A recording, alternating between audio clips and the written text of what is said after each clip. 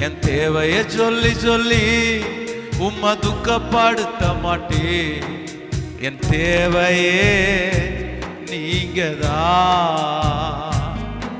என் எண்ணத்தை சொல்லி சொல்லி நிறைவேற்றவும் சொல்ல மாட்டேன். என் இதயமே நீங்கதான்.